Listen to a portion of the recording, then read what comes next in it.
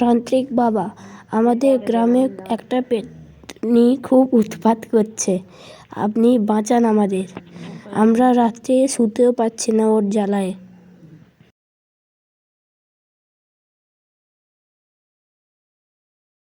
বাঁচাও বাঁচাও বাঁচাও, মরে গেলাম, বাঁচাও রে বাবা রে। কি হলো, তোমরা হাঁপাতে হাঁপাতে যে চলে এলে আমার কাছে? কিছু বিপদ হলো? সাধু বাবা, আমাদের বাঁচান, গ্রামে আমাদের আগুন লাগিয়ে দিয়েছে ডাইনি বুড়ি। আমি আর পাচ্ছি না, আপনারা দেখুন আপনি কি করতে পারবেন। তোমাদের কোনো চিন্তা নেই, আমি যতক্ষণ আছি তোমাদের কিচ্ছু হবে না। আমি সব ঠিক করে দেবো একদম। ওই ডাইনি বুড়িকে মেরে ফেলবো আমি।